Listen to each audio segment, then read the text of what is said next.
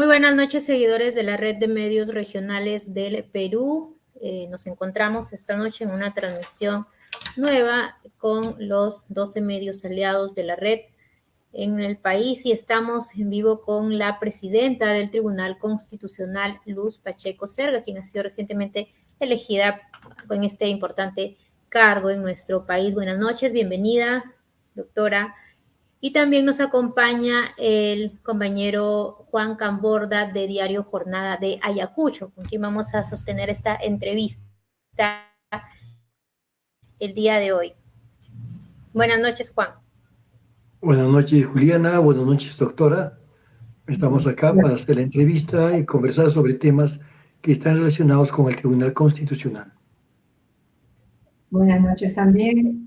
Agradezco la invitación. Me da mucha alegría estar directamente enlazada con Piura, en la que he vivido 10 años, con Ayacucho. No he tenido la suerte de vivir allí, pero es una región que me lleva al corazón, porque sé que ha sufrido mucho en esos años tan duros del terrorismo, y es un pueblo tan pujante. Y saber que están conectados con tantas regiones del país, porque el Perú somos todos. Bien, para empezar, vamos a hacer una breve presentación después de esta elección que ha tenido usted respecto al panorama en que se vive en estos momentos en el país, ¿no? Sabemos que no es el mejor, ya quisiéramos, ¿no? En el tema de gobernabilidad, sobre todo. ¿Cómo recibe usted este cargo y qué expectativas le genera en medio de la política que se vive en nuestro país? Evidentemente, como bien has dicho, es una situación difícil. Somos conscientes en el tribunal de lo que tenemos que afrontar. Por diferentes razones no hemos podido decidir ciertos temas que son de relevancia nacional. Sin embargo, ayer, para cumplir con ese compromiso de desembalse, hemos tenido una jornada de audiencias públicas desde las 9 de la mañana hasta las 10 de la noche, ¿no? Paramos para almorzar media hora, después unos 5 minutos también en la tarde, pues porque las personas que fueron tienen derecho a que estemos atentos hasta el final. Y hemos podido, como decía, avanzar en esa línea. El lunes y martes, en principio, tenemos 2 sesiones también largas, ya para votar temas que están hace meses pendientes, ¿no? Y nuestro deseo es ir colaborando en ese delimitar las competencias de cada poder del Estado para evitar inútiles enfrentamientos que nos ponen a todos en zozobra y hacen como perder fuerzas para lo esencial, que es impulsar el desarrollo de todo el país, de cada habitante, cuidando la seguridad, las políticas públicas en esos servicios básicos que no han llegado todavía a todas las regiones. En el país, el Tribunal Constitucional en los últimos años ha adquirido notoriedad, ¿no? Por los fallos, algunos polémicos y otros de relevancia para la justicia en nuestro país, sobre todo en el tema político, ¿no? Creo que usted podría ayudarnos a analizar un poco la situación, porque se le ve ahora como una cuarta instancia, ya que ha tomado decisiones que incluso contradicen fallos judiciales. ¿Cómo podría usted mostrar evidencia de que el Tribunal Constitucional no influye o no va a influir políticamente en las decisiones que se toman en el país? A ver, tendríamos que distinguir. Nosotros decidimos con criterios jurídicos. Si recuerdas, la imagen que se pone de la justicia es una mujer con los ojos vendados. O sea, nosotros no decidimos en base a quién es la persona, sino a cuál es su derecho, sea quien sea. Entonces, esa es una labor que uno tiene que desarrollar en conciencia frente a lo que dice la Constitución, los tratados de derechos humanos, pero somos conscientes que esas decisiones van a tener un impacto político. No tanto estas relativas, bueno, sí, igual con derechos humanos, pero principalmente las competenciales. Si el Ministerio Público tiene derecho a investigar a la presidenta, si pues, el allanamiento que se ha hecho es el correcto, si la Junta Nacional de Justicia puede fiscalizar ciertas acciones, si el Congreso puede sustituir a miembros de esos organismos autónomos. Entonces, ¿qué tenemos que hacer? Decidir, ¿es su derecho o no es su derecho en base a la Constitución? El que a nosotros nos haya elegido el Congreso no significa que tengamos un deber de lealtad con el Congreso. La población tiene que recordar que es la primera vez en la historia del Perú, y yo creo que creo que es el único país que tiene un tribunal constitucional cuyos miembros han sido elegidos no por acuerdo de partidos, que es normal en todos los países donde hay un tribunal constitucional. Y eso no les quita autonomía, eso es lo habitual. Sin embargo, ante los problemas que sufría nuestro país, el Congreso decidió que hubiera un concurso de méritos. Y en base a unos méritos objetivos, a un concurso que duró casi un año, el Congreso eligió a los que tenían los 6 primeros puestos, que somos los que fuimos elegidos en el 2022. Y ¿Usted cómo se definiría, doctora, dentro de toda esta situación política que vivimos? Porque si recordamos, usted fue la ponente de la resolución, bueno, hay que recordar un poco esto, que ordenó ejecutar la excarcelación del expresidente Alberto Fujimori a propósito de la muerte reciente, ¿no? Y también, ya que mencionó usted el tema del Congreso. Usted pidió en ese momento dejar de cuestionar esta medida y señaló que las víctimas de Barrios Altos y La Cantuta no son las únicas o no eran las únicas. De alguna manera usted, ¿cómo podría mantenerse al margen de la situación política, como dice, o cómo podría garantizar que no se va a utilizar, le vuelvo a repetir, el Tribunal Constitucional de manera política en cuanto a las decisiones que impactan directamente en nuestra vida? Respecto a que las únicas víctimas del terrorismo no son Barrios Altos y La Cantuta, el señor Juan Quesaqui nos puede testificar la cantidad de personas que en Ayacucho murieron por acción del terrorismo. O sea, fue terrible, fue terrible. Entonces yo lo que quiero siempre poner de manifiesto que son miles de peruanos afectados y que efectivamente esas personas, las que estuvieron en Barrios Altos y Las Cantutas y sus familiares, por supuesto que han sufrido, y eso yo no lo niego. Pero la decisión que tomamos en el colegiado de ejecutar el indulto que había concedido el señor Fujimori, es muy bien que me lo hayas preguntado, porque, a ver, ¿cuál era el panorama? Nosotros ingresamos al tribunal y había una sentencia que había convalidado el indulto que se había dado al señor Fujimori. Entonces, esa sentencia que había dado el tribunal con el colegiado anterior tenía lo que se llama la calidad de cosa juzgada. O sea, ya era inimpugnable. Lo único que quedaba era ejecutarlo. Sin embargo, la Corte Interamericana de Derechos Humanos, en una resolución de supervisión de sentencia del juicio de Barrios Altos, hizo un pronunciamiento diciendo que no se debía ejecutar ese indulto porque se afectaba el derecho de acceso a la justicia de las víctimas de Barrios Altos y La Cantuta. Ahora, si tú tienes, no sé, claro cuál es el derecho de acceso a la justicia, en el derecho se explica que es poder acceder a un juicio con un juez imparcial y seguir un procedimiento que permita un final lógico, por decir así, o previsible según las cánones del derecho. En el caso de Barrios Altos y La Cantuta, el señor Fujimori había sido juzgado, condenado y estuvo en la cárcel. Era un señor de más de 85 años que tenía cáncer, que es una enfermedad terminal, y tenía una serie de otras cosas, pero sabemos que el cáncer cuando se tiene es solo cuestión de tiempo para que te mueras, más el tipo de cáncer que tenía que en la lengua y los pulmones, tenía dificultad para respirar, en fin. Nosotros no evaluamos si el indulto fue bien dado o mal dado. ¿Cuál fue nuestro criterio? De acuerdo a la Convención Americana de Derechos Humanos, el artículo 29 establece que cuando en un país, el derecho de ese país protege mejor las libertades que la Convención Americana, los jueces tienen que preferir el derecho de ese país. En nuestro país se había dado un indulto a una persona mayor. Esa es una libertad que se ha dado a miles de personas a lo largo de la historia y jamás he escuchado, no sé si ustedes, que por haber dado esos indultos se había lesionado el derecho a la justicia, el acceso a la justicia de las víctimas de esas personas. Eso nunca se ha dado. Ese argumento no tiene ningún fundamento jurídico. Más aún, la Convención nos decía que teníamos que aplicar el derecho peruano. Y además hay una norma peruana, que está en el Código Procesal Constitucional, que dice expresamente que si una norma convencional, o sea, una norma de la Corte Interamericana, es menos protectora de los derechos que la norma nacional, los jueces estamos obligados a aplicar la norma nacional. O sea, no fue una decisión política, fue una decisión jurídica, de la que nunca he tenido duda. Como yo manifesté en una entrevista, mi único temor, entre comillas, era que sabía que cuando se diera iba a haber una reacción violenta de gente que no estaría de acuerdo, ¿Cómo pasa? O sea, la persona del señor Fujimori suscita odios y suscita simpatías. Esa es la realidad, la hemos visto en su entierro, ¿no? Ha habido miles de personas que han ido de lugares distintos del país. Entonces, digo, jurídicamente nunca dudé. Pero cuando el señor se ha muerto, lamentablemente hace poco, lamentablemente porque que se muere alguien siempre es un dolor para una familia, corroboró que el señor tenía una enfermedad terminal.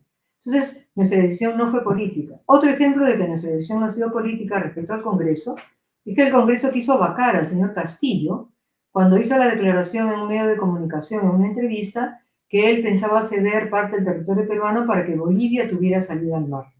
¿Y qué dijo el Congreso? Eso es un delito de traición a la patria. Hay que vacarlo. Eso llegó ante nosotros un habeas corpus del señor Castillo. ¿Y qué dijimos? Señores del Congreso, ustedes no pueden vacar al señor Castillo por el delito de traición a la patria. Porque eso que él ha afirmado no es un delito. Será una afirmación desacertada, inoportuna, discutible, pero eso no es delito. El delito tiene que tener una tipificación de acuerdo al Código Penal. Entonces le pusimos un pare al Congreso. En otra oportunidad el Congreso quiso formar una comisión investigadora, justamente me parece que era para ver si las elecciones habían sido fraudulentas o no, pero a la hora de elegir la comisión faltaba un voto. Entonces, cuando ellos quisieron seguir adelante, algunos interpusieron una acción ante nosotros diciendo, pues eso, que un voto se había contado doble, o más que doble, se había contado sin tener en cuenta que un congresista había retirado su voto y por tanto no tenían el número suficiente. ¿Y qué dijimos? Bueno, ustedes no pueden hacer esa comisión porque no tienen una comisión que tenga los votos suficientes. Si fuéramos políticos, partidarios, habríamos dicho, ay, lo que dio el Congreso. Pero, repito, no puede haber un Congreso que haga lo que quiera. Hemos ya dicho el año pasado, ya no sé si es el anteaño, que el Congreso tiene facultades exclusivas y excluyentes. Ok, pero cuando las ejercita, tiene que respetar los derechos fundamentales de las personas que puedan verse afectadas. ¿Por qué? Porque si no lo hiciéramos, estaríamos avalando un Congreso tipo nazi. Porque Hitler mató a todos los judíos, hizo lo que hizo porque el Parlamento nazi aprobó las leyes y los jueces nazis las aplicaron. No sé si esto puede ayudar a entender que nuestras decisiones son jurídicas y no de política partidaria. Bien, vamos a dar pase mientras tanto a nuestro compañero Juan Camborda para que continúe con las preguntas de esta noche. Pero no sé si te aclaré, Juliana, me gustaría saber. Sí, claro. Vamos a volver a tomar esta conversación, pero vamos a darle pase a nuestro compañero. Muy bien, perfecto. Sí, señor Camborda. Doctora, buenas noches. Como usted refirió, en Ayacucho tenemos una historia un poco dolorosa. Efectivamente. Un poco, muy dolorosa. Muy dolorosa, muy dolorosa.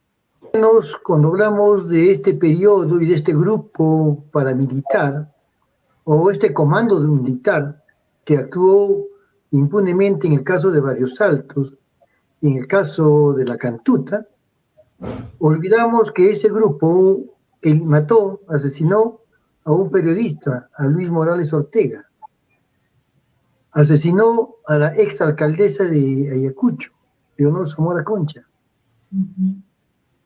al señor Francisco Solier y a su esposa y a sus 2 hijos en su domicilio, los 4, con una orden de que ninguno quede vivo, que se las dieron desde Lima.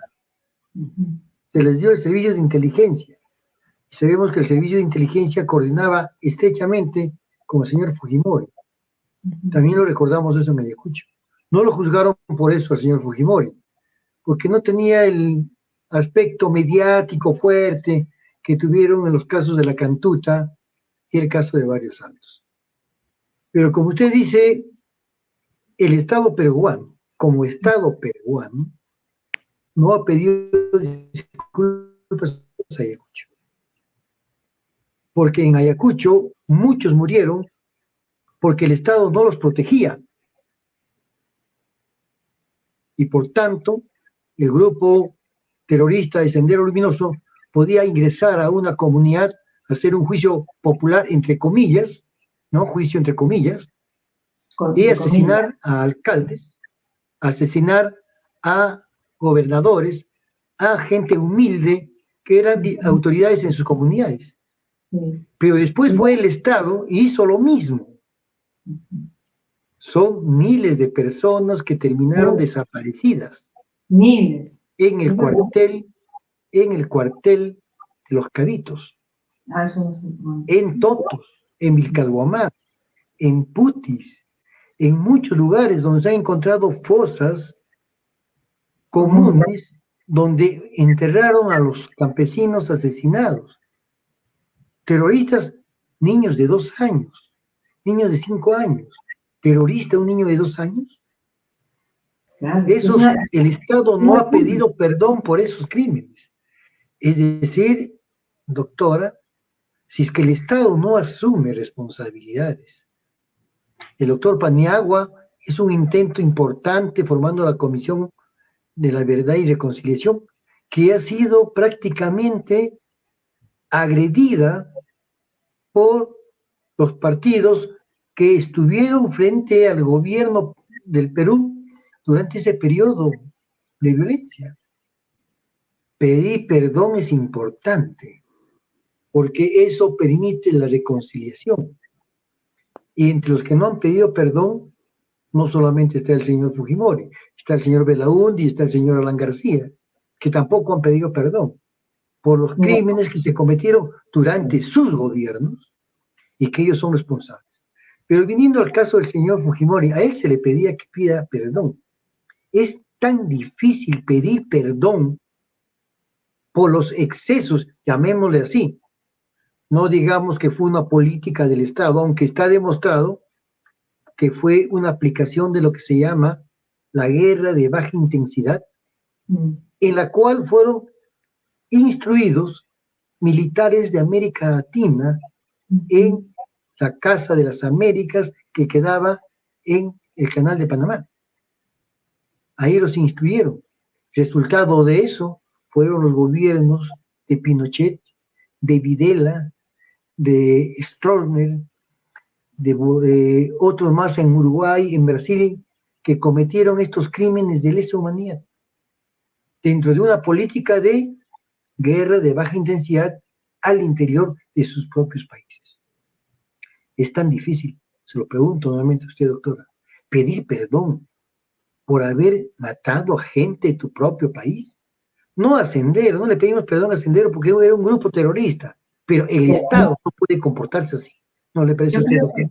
A mí me parece que todo el que cometa un delito tiene que pedir perdón. Yo lo he dicho. O sea, todo el que cometa un delito. Claro, desde robar un celular a una persona. Disculpe que le interrumpa, doctora, pero más es el Estado porque es una institución democrática, elegida, representa a la nación, y el gobierno que tiene en sus manos el Estado tiene mayores responsabilidades frente a sus conciudadanos, ¿no le parece? A ver, yo no puedo, o sea, eso tendría que ser el Poder Ejecutivo, ¿verdad? Yo no soy parte del Poder Ejecutivo. No, a usted como Tribunal Constitucional le pregunto, porque usted no van a sancionar, pero ¿cuál es su opinión frente a esta situación que hemos vivido? Porque hemos hablado de Ayacucho a raíz de lo de Fujimori y me ha hecho recordar estas cosas. Comprendo, por eso digo, es una zona del país que ha sufrido mucho. Me parece que aquí es el barrio de Huaycán, ¿no? El ciudad de Huaycán, que hay muchísimas personas que vinieron de Ayacucho, muchos niños huérfanos, y ahí se les acogió para que pudieran salir adelante. Yo creo que, a ver, yo no sé si, bueno, y eso es una cosa de cada lugar. Si ustedes creen que ahorita los actuales representantes del gobierno tienen que pedir perdón por lo que pasó hace 40 años, puede ser. O sea, y eso es una decisión, o sea, por decir, yo eso ahí no me quiero meter, ¿me entienden? Pero yo insisto, quien haya cometido un delito tiene que pedir perdón, sea del tamaño que sea, y más si hay personas concretas que cometieron esos delitos, son ellos los que tienen que pedir perdón de los abusos y de los excesos que hayan cometido si todavía viven. Todos. Ese es mi planteamiento. En Argentina no fue responsable de los crímenes el presidente Alfonsín, pero él pidió perdón a nombre del Estado argentino, pidió perdón a los argentinos, y también lo pidió el comandante general de las Fuerzas Armadas de Argentina pidió perdón por los hechos que habían cometido. ¿No le parece que es un buen ejemplo? Sí, yo imagino que eso que usted me dice pasó 10 años después de los hechos, ahora han pasado 40, por eso digo, es una cosa que tendrá que ver, creo que y la reflexión que usted hace probablemente llegue también al Poder Ejecutivo y ellos tomarán sus decisiones. Pero me parece que es un contexto distinto en el sentido que esa petición de perdón fue muy poco tiempo después, cuando ya todo salió a la luz. Ahora digo, han pasado 40 años y eso es una decisión que también tiene que tener en cuenta los sentimientos del pueblo ayacuchano y de todo aquel que experimenta lo que usted me está diciendo.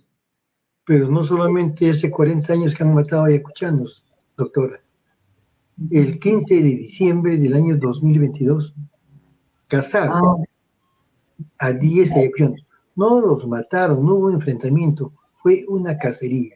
Si usted ve los videos que las cámaras de seguridad registraron, se ve a un militar apuntando a una persona que está a 80 metros de distancia para darle el balazo en la cabeza. Eso no es enfrentamiento. Y de eso tampoco se pide perdón. Sí, señor Camborda, aquí vamos a hablar de temas jurisdiccionales. Sí, vamos a retomar. Hablando de ese tema que yo entiendo que es doloroso, pero no para eso no fue, creo que el deseo era conocer otras cosas. He salido del tema, doctora, porque como mencionaron Ayacucho y... Sí, doctora, vamos a retomar un poco el tema para ir entendiéndonos mejor, doctora. Sí. Usted mencionó que o garantiza, en todo caso, podría decirnos si garantiza esta imparcialidad que debería tener el Tribunal Constitucional en las decisiones, como le repito, porque llama mucho la atención. Usted dice que no se fijan en una persona o en un partido en particular, pero tenemos antecedentes como el caso del fallo que favoreció a Keiko Fujimori, a quien se le excluyó del delito de obstrucción a la justicia. El fiscal José Domingo Pérez mencionó que era la primera vez en la historia que se consideraba al fiscal como parte del proceso y por eso desestimaron la acusación, pese a haberse probado que estaban instruyendo testigos para mentir. Keiko Fujimori también está pidiendo que se anule todo el caso Cócteles, ¿no? Donde se le está investigando a ella y a otros allegados al fujimorismo. Y los analistas dicen que el Tribunal Constitucional efectivamente viene favoreciendo en muchas decisiones a el partido fujimorista. Le vuelvo a preguntar por eso, ¿qué garantías ofrece de que este caso emblemático en todo caso no quede en nada, ¿no? Y que no se tomen decisiones? No sé si sepa, al menos en la audiencia que tuvimos, o sea, yo no hemos fallado nada en relación a la señora Fujimori y el obstrucción a la justicia. De hecho, ella tenía un proceso que había una demanda en el tribunal, pero se ha desistido de ella porque ya el Poder Judicial ha actuado conforme al criterio de una sentencia nuestra. Efectivamente, era el caso del abogado Oreguardi, no de la señora Fujimori. El caso del señor, es un abogado, ¿qué cosa lo que nosotros dijimos? Y eso es para todo ciudadano. No hemos querido, o sea, me parece que reducir el ámbito de nuestras decisiones al partido fujimorista es reducir el mundo a un pañuelo. ¿Por qué? Porque lo que nuestra decisión dice que cualquier ciudadano que sea acusado por un fiscal que alega que ese ciudadano le está vulnerando un derecho, pues no tiene la seguridad de la objetividad con que puede actuar ese fiscal. ¿Por qué? Porque el fiscal se convierte en víctima, en acusador y en testigo. Porque es su palabra la que dice, señor, usted me está obstruyendo mi trabajo. Entonces es testigo, es el que está sufriendo y es el fiscal. ¿Y qué dice la ley?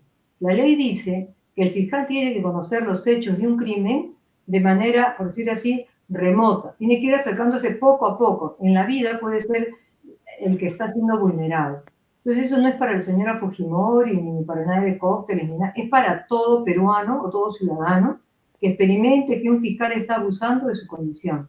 Segundo lugar, en esa sentencia que hemos dicho, que cuando se allane el estudio de un abogado, de un periodista, de un médico, de cualquier persona que tiene que guardar un secreto profesional, el juez tiene que autorizar previamente ese allanamiento y tiene que estipular claramente qué documentos va a recabar, cuál es el objeto exacto de ese allanamiento. ¿Para qué? Para que el profesional pueda preservar sus fuentes, pueda preservar el secreto profesional. Entonces, como le digo, pretender que esos analistas políticos que digan eso, me parece que conocen poco del derecho y probablemente no haya, o conocen mucho del derecho y no han leído la sentencia completamente, sino con un sesgo de considerar que esto beneficia a la señora Fujimori. No, no. Beneficia a todo ciudadano y a todo profesional, como le digo, independiente, como usted, como el señor Comorla, que tiene que guardar un secreto profesional. No sé si eso ayuda a comprender y ampliar el panorama de interpretación de nuestras decisiones. Y ya de Claro, lo otra decisión un poco polémica, doctora, sobre este fallo que permite a los congresistas tener iniciativa de gasto. Algunos economistas se han pronunciado y han dicho que esto estaría desfinanciando al Estado, ¿no? Porque consideran que es una iniciativa un poco populista, ¿no? Y que favorece a ciertos grupos. Por ejemplo, la iniciativa no les permitiría tener iniciativa ahora mismo, pero sí comprometer, ¿no? El presupuesto del 2025. Eso, perdón, lo dijo el colegiado anterior, no nosotros, eso de que para el año siguiente pueden comentar, eso no ha sido criterio nuestro.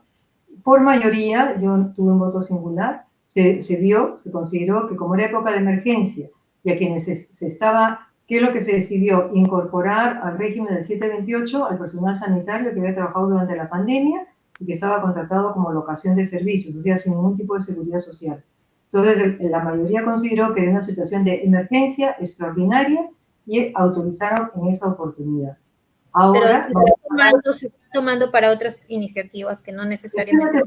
Espérate 15 días o un mes y verás otras decisiones nuestras que te van a ayudar a tener un panorama más completo, porque tenemos ahora otros casos que tenemos que decidir y veremos si es, como algunos analistas han deducido, equivocadamente, que es el criterio del tribunal, que estamos amparando una iniciativa de gasto que la Constitución dice que no está permitida. O sea que como las decisiones no se pueden tomar por mayoría, por unanimidad, pero por mayoría se toman.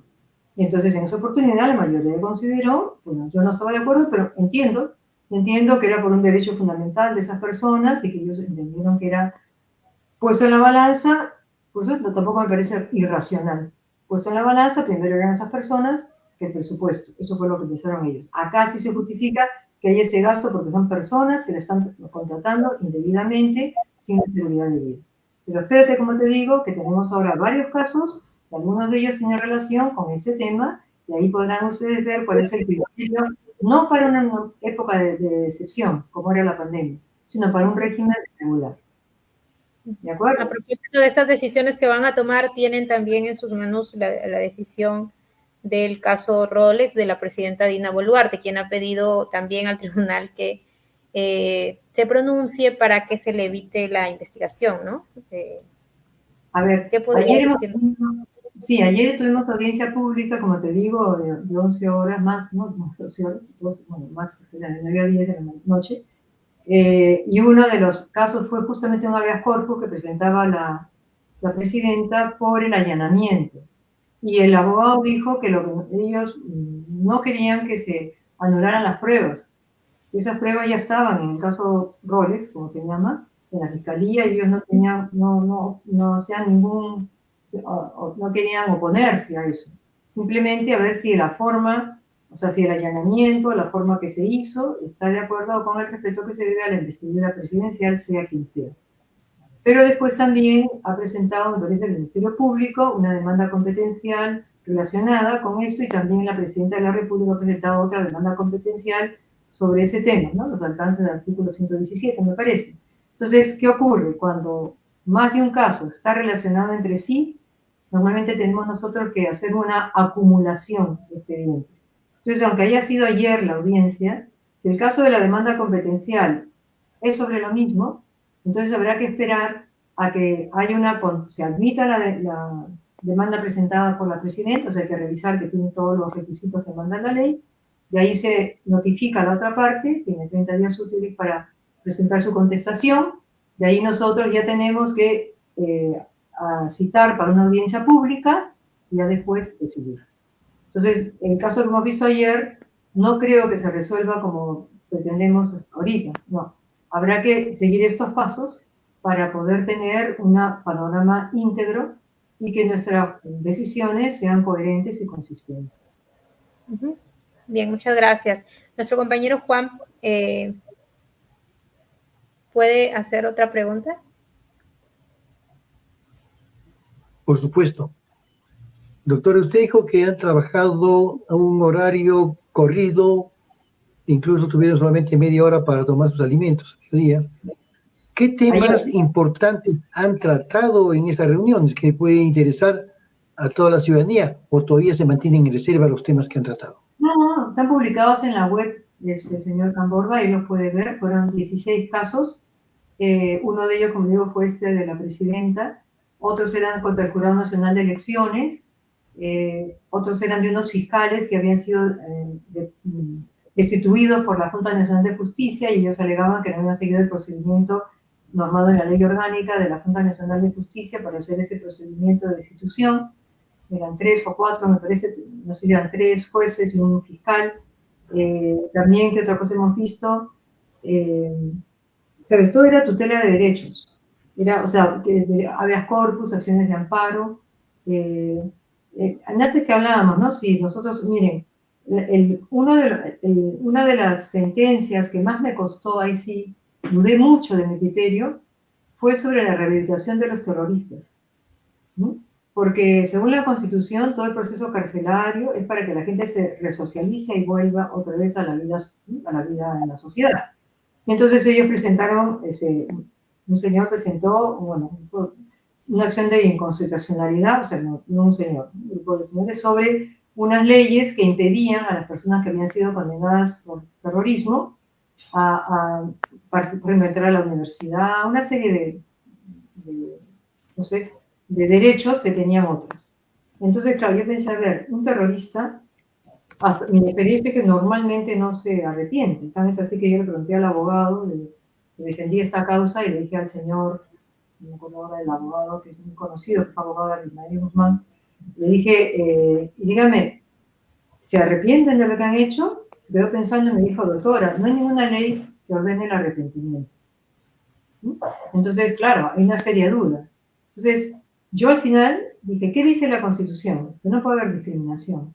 ¿Dónde está el problema? Y lo he dicho desde el primer día. El problema está en que hay que poner diferentes requisitos de rehabilitación según el tipo de delitos. Hoy en día la rehabilitación es cumplir con la condena y pagar tu reparación civil. Una persona que ha robado un celular al paso es muy distinta de un sicario o de un terrorista o alguien que ha hecho un desfalco, ¿no?, en un ministerio. Entonces yo creo que hay que poner requisitos distintos según el delito y no hacer este sistema automático. Si yo fuera política me hubieran dicho que era entonces pro-terrorista, ¿no? Porque yo he sido ponente en esa sentencia, de reconocer su derecho, si están rehabilitados, a participar en la vida pública. Y me han criticado muchísimo. Fallé en el caso del señor Fujimori porque consideraba que era su derecho por las razones que te he dicho de la Convención Americana y el derecho peruano. Dicen que soy fujimorista. No soy ni fujimorista, ni terrorista, ni aprista, ni nada. Yo soy académica. Yo he enseñado en la universidad muchos años, antes he trabajado en empresa privada, en recursos humanos, y nunca he tenido afiliación política, y yo sí he entrado al tribunal porque vi muchas injusticias, sobre todo contra la madre trabajadora. Yo esto lo he relatado en alguna entrevista. Yo, como gerente de recursos humanos, presencié como una obrera, que era muy buena trabajadora, un día no fue a trabajar y le pregunté a su compañera de telar, ¿qué ha pasado con fulanita? ¿Qué le pasó a fulanita? Que era muy cumplida. Me dijo, doctora, no sabe, fue mujercita, creo que me dijo, hombrecito, no me acuerdo. Dije, ¿qué? Ay, no, doctora, no diga, no, seguro, usted no sabía, pero ella viene mañana a trabajar. Le digo, ¿cómo viene mañana a trabajar si me dice que había dado a luz? No, pero es que ella necesita el trabajo. Dije que cuando llegara esta persona, si llegaba, que fuera a mi oficina y no a la planta. Cuando ella fue a mi oficina, me insistió en que quería trabajar. Le dije, pero ¿cómo vas a trabajar si has tenido tu hijo ayer? ¿Con quién has dejado a tu hijo? ¿Con una vecina? Entonces, ¿cómo vas a dejar tu hijo con una vecina? Entonces, le comenté porque estaba extrañando, digo, ¿cómo? Y mira, yo no me he dado cuenta que estabas embarazada. Yo creo que una persona embarazada tiene una figura distinta a alguien que sube de peso. ¿Qué has hecho para que no se note? Me he fajado. Me he fajado los 9 meses para que no nos diéramos cuenta que estaba embarazada. ¿Por qué? Porque en todo el parque industrial, si una mujer quedaba embarazada, no le renovaban el contrato. Entonces, eso a mí me marcó tanto, y después otras injusticias que dije, no, yo quiero entrar al Tribunal Constitucional para ayudar a remediar estas injusticias. De la gente que no tiene voz, no es política, ¿no?, pero que tiene derechos fundamentales vulnerados, como son el derecho al trabajo, a la salud, a la pensión, ¿no? Entonces, por iniciativa mía, lo tengo que decir, el tribunal ha tenido unas sentencias que han marcado un cambio en toda la jurisprudencia, incluso de la Corte Suprema, para reconocer el derecho de la madre trabajadora a ser repuesta y a pagarle todos los salarios que sean decados desde que le despidieron hasta que la reformen, siempre y cuando no haya habido causa justa para el despido o para la no renovación del contrato. Nunca se había ordenado al Tribunal Constitucional pagar esas remuneraciones. Siempre le habían dicho, tienes razón, te despidieron mal, pero no te puedo reponer y van a hacer otro juicio para que te paguen. A mí eso me parecía un abuso total. Y lo hemos remediado. Y así otros casos que no suenan para ustedes, pero por ejemplo los pensionistas. Soy ponente de otra causa en que hemos dicho que la ONP no tiene derecho a suspender las pensiones de personas que ya les ha pasado 2 años que se la otorgó, que es el plazo que la ley dice para que puedan anular una pensión. O sea, nuestra actuación, a lo mejor por ustedes, es solamente a lo político. Tenemos 6.000 casos por delante como carga procesal. Somos 7 magistrados. Y para mí, lo más urgente fue en esta sesión de ayer, esos casos. Y también había, pues, esta gente que llevaba tiempo, que era también derecho al trabajo. Entonces, yo pediría, ¿no?, que a lo mejor revisen esos analistas, que ustedes les informan toda la carga del tribunal, esas causas que decidimos, esos expedientes que tienen un gran contenido social, ¿no?, pero que no tienen ningún contenido político y a lo mejor por eso no salen en las redes. No sé, perdonen que me haya explayado, pero quería, ¿no?, dar mi testimonio de por qué he querido entrar al tribunal en vez de irme a mi casa tranquila a vivir, ¿no?, y a seguir enseñando tranquila, ¿no? Pero yo creo que uno, en la medida que tiene fuerzas, tiene que ayudar a sacar adelante al país. Doctora, lo que usted ha señalado realmente es un tema político. Perdón, no le entendí. Lo que usted ha señalado del caso de los derechos vulnerados es un tema político.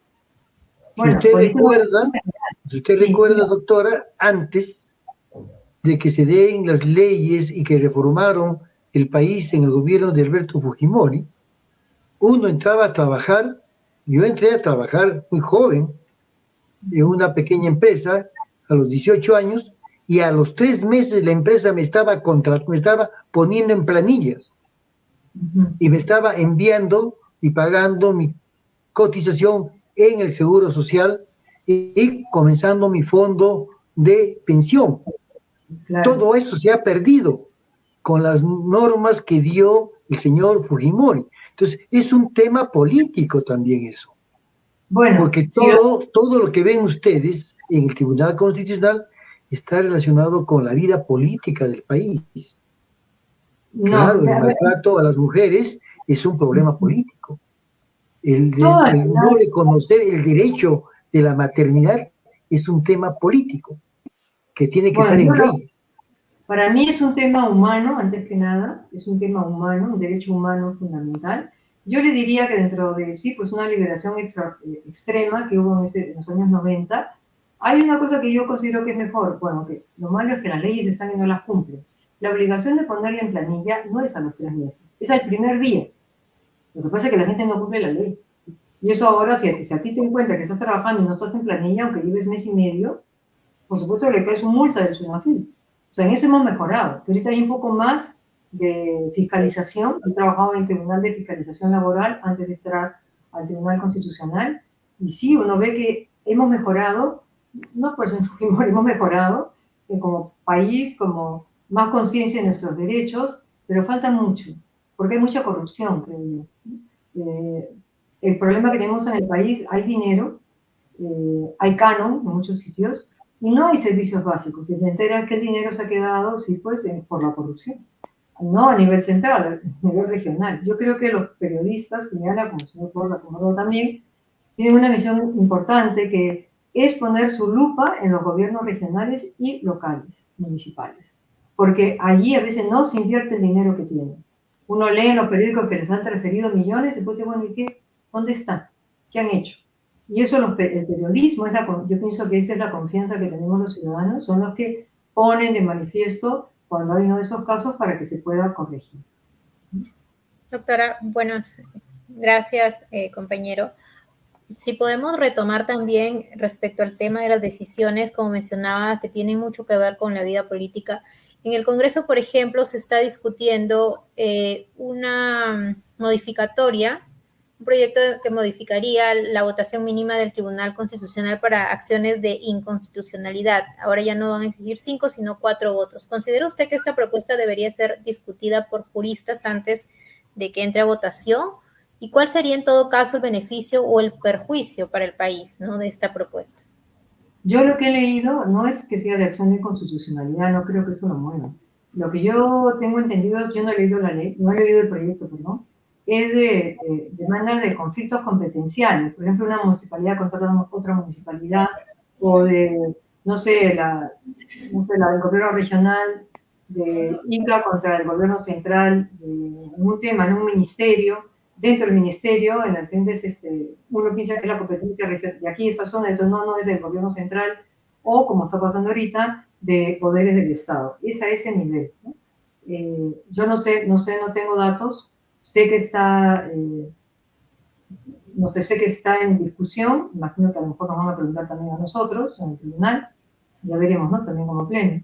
En fin, yo creo que una acción de inconstitucionalidad no se debería de tocar, un conflicto competencial lo tendría que ver con mis colegas, pero creo que es un nivel muy distinto, ¿no?, al otro. Pero en fin, lo importante es que no haya, o sea, dirimir cuanto antes los conflictos de competencia para que cada quien tenga claro cuál es su ámbito o sus potestades y no estén esos enfrentamientos o estos cruces, y al único que perjudican es al ciudadano. Hemos tenido una audiencia hace ya un par de meses, creo, un mes, eran 2 municipalidades que una decía que tenía competencia para un pueblo y otro también, y al final ninguno atendía al pueblo, ¿no? Esas cosas hay que resolverlas rápido, porque son los ciudadanos de ese lugar los que no son atendidos por ninguno de los dos, que se las pasan peleando, y tú que si yo, y al final nadie les pone el agua ni les pone lo que necesita.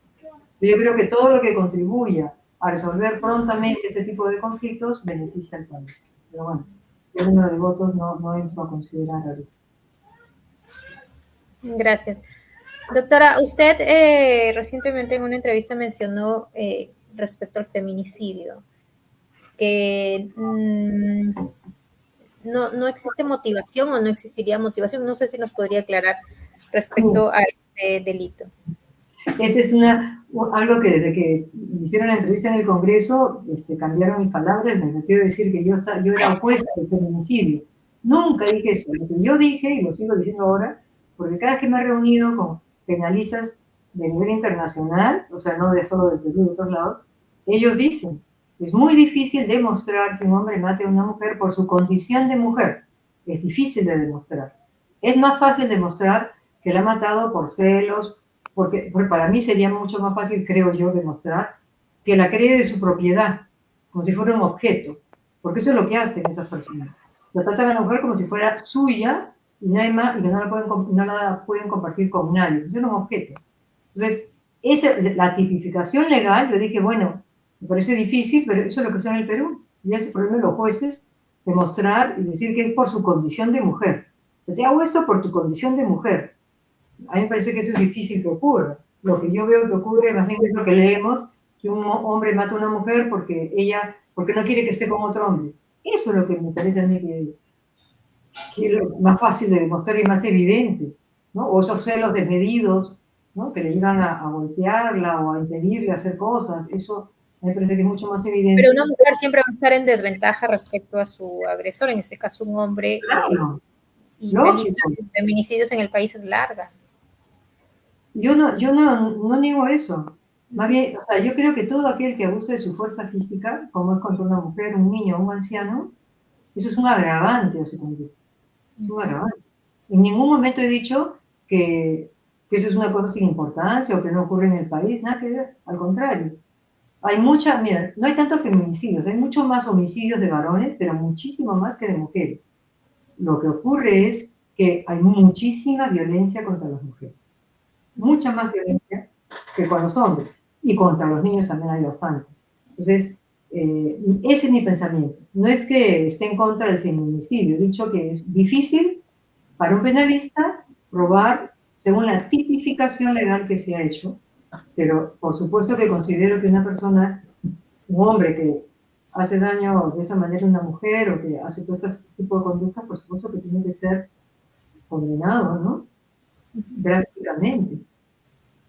Respecto a los derechos de la mujer, ya que estamos hablando también, causó también polémica que usted mencionara el tema o se pusiera el proyecto de distribución gratuita de la píldora del día siguiente. ¿Mantiene todavía o podría explicarnos un poco su posición respecto a este tema? Sí, que hay gente que cree que va a desaparecer el problema de la violencia contra la mujer dándole una píldora. Yo he trabajado, como digo, muchos años en empresas, y empresas que a veces tenían hasta un momento de pico de producción 600 mujeres, y siempre he buscado el diálogo con las personas. Yo oía cómo se quejaban, aunque tuvieran la tele pobre, lo que fuera, del maltrato de su pareja, ¿no? En cuestiones sexuales. Entonces el problema no, o sea, el problema no es un hijo, la fecundación, no, el problema es la violencia contra la mujer. Yo creo que una píldora no remedia esa violencia. Es un problema también de educación, de valores, de respeto mutuo, ¿no? Que hay que fomentar, ¿no? Pero lo que Evitar. se está buscando es el derecho del acceso a la protección, ¿no? A evitar embarazos no deseados en este caso. Mira, si ves las estadísticas, llevan repartiendo la píldora más de no sé cuántos años y cada día aumentan más los abortos, a pesar de que la distribuyen gratuitamente. Eso te demuestra que esa protección al final no ha corregido el problema de fondo que existe en esta cuestión. Y porque además lo que yo estudié en ese momento, y lo sigo, o sea, esas son las fuentes científicas, ni religiosas, ni morales, no, científicas, que ya está demostrado que la vida comienza con la fecundación, ¿sí o no? Eso con la concepción. Ok, lo que hace la píldora del día siguiente, si tú la tomas cuanto antes, efectivamente puede impedir la fecundación y estás en un ciclo hormonal adecuado, pero si no estás en él, no hace nada. Y si dice la literatura, si ya estás embarazada, tampoco hace nada. ¿Por qué? Porque se refiere a que si ya ¿cómo se llama? El óvulo fecundado se ha anidado en el útero, ya no puede hacer nada la píldora. Eso lo tienes que tomar rápido. Pero si tú la tomas cuando está a punto de anidarse, lo que hace es un microaborto. Eso es lo que dice en la literatura científica en Inglaterra y en otros países. Eso es lo que yo he hablado. Entonces, a mí me parece yo que tengo que defender la Constitución, que dice que el concebido es sujeto de derecho para todo lo que le favorezca. Y si hay una duda razonable de que esa pastilla puede quitarle la vida a un concebido, me parece que lo coherente es proteger a ese concebido, porque la mujer no tiene derecho a quitarle la vida a nadie, ni el hombre tampoco. No tiene derecho a quitarle la vida a un inocente. ¿Otros métodos hay para cuidarse? Sí. Los métodos preservativos es distinto, ¿no? O sea, eso es un tema moral, no es un tema jurídico. Pero la píldora es un tema jurídico. No sé si eso aclara un poquito mi postura. Sí, sí, muchas gracias. Bien, vamos a darle pase a Juan para que haga una última pregunta y nos vamos despidiendo ya de la entrevista. Hemos entrado a un tema que me parece interesante, doctora. El derecho de la mujer a disponer de su cuerpo y decidir. Una mujer que es violada, una muchacha de 16 años fue detenida en Vilcabamba en 1982. La violaron como 9 policías a esa jovencita. Salió embarazada y no pudo abortar. No sabía cuál de los 9 era su padre. Al final la tiene su hija. Me parece que ese tipo de casos no debería permitir que la persona agraviada con una violación así en manada pueda decidir que no quiere tener ese niño. A ver, son dos cosas distintas, creo. Usted me ha hablado del derecho de la mujer, de su cuerpo, estoy de acuerdo. Pero otra cosa es el derecho sobre la vida del niño por nacer. Son dos cosas distintas. Creo que esos casos terribles de violación, yo he oído más de una mujer que al final ha tenido ese hijo, que ese hijo al final es su consuelo de vida. No siempre, Pero ¿qué solución puede tener esa persona para no cargar? Porque las mujeres que han abortado, salvo algunas contadas excepciones que se ufanan de ello, la mayoría siente toda la vida el peso de haberle quitado la vida a su hijo. Yo recuerdo una amiga que cuando tenía, ¿qué pues? ¿Qué tendría? Pocos años, más 20 no tenía, pero no quería, o sea, no quería quedar embarazada, un poco, no tendría menos, porque quería terminar la universidad y nada, la convencieron, la llevaba, dijo, ya, sí, ya, de una vez. Bueno, hasta ahora, pasamos de 30 años, y ella me decía, ¿no? Veo un niño y digo, mi hijo tendría esa edad, y yo se lo he impedido. Y así hasta ahora, ¿no? Es un peso que lleva, porque una cosa lleva de derecho natural, no por religiones, eso sea de la religión que sea. Entonces, el aborto es una cosa muy seria en la vida de una mujer. O sea, el impacto que tiene el aborto en alguien que ha abortado no es igual a alguien que tuvo, por ejemplo, un niño y después lo quiere ver, que se lo lleven en adopción. Eso no deja un trauma igual que el que ha dejado el aborto. Esa es la experiencia que yo tengo y bueno, quiera Dios, como le decía antes, que hay que educar a los hombres, hay que educar a las mujeres para lograr que el clima de trato entre nosotros, hombres y mujeres, sea de respeto y no nos vean como un objeto, ¿no?, que se puede usar y tirar, ni los hombres a las mujeres ni las mujeres a los hombres. Que el sexo es una realidad muy profunda que invade las esferas más íntimas del ser humano y que exige un nivel de entrega, de respeto, de compromiso, que no es compatible con ninguna violación, ningún atropello a la intimidad de los demás. Esa es mi reflexión. Bueno, no sé. Sobre el tema del feminicidio, doctora, cuando se habla de feminicidio es porque el varón la ha cosificado a la mujer, la convierte en un objeto. Eso es lo que digo yo. Y cuando le quita la condición, la convierte en un objeto, le quita su condición humana. Exacto. Y entonces la mata porque es una mujer a la que la ha convertido en un objeto. Esa es la naturaleza del feminicidio. Por eso le digo. Puede ser por celos, puede ser porque no le preparó a tiempo la comida, puede ser porque llegó borracho y quiere tener actos sexuales con su esposa y ella no quiere.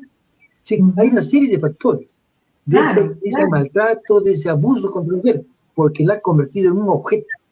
Y ese es el sustento para decir que eso se llama feminicidio. Bien, muchas gracias, se nos acaba el tiempo. Muchas gracias, doctora. Muchas gracias, compañero Juan, de Diario Jornada de Ayacucho. Y bueno, con nosotros será hasta otra oportunidad aquí en la Red de Medios Regionales del Perú. Muchas gracias, doctora. Esperamos tenerla en otra oportunidad con nosotros. Muy bien, hasta luego, un gusto. Adiós. Hasta luego, doctora. Hasta luego. Adiós. Buenas noches.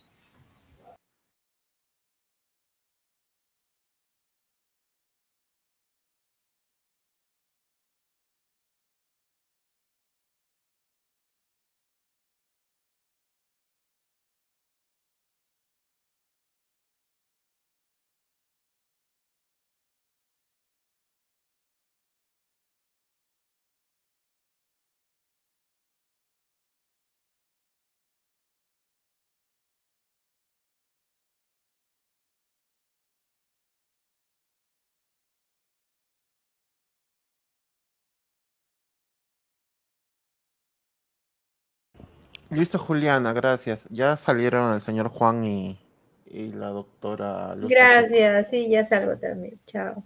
Ya, cuídate, chao.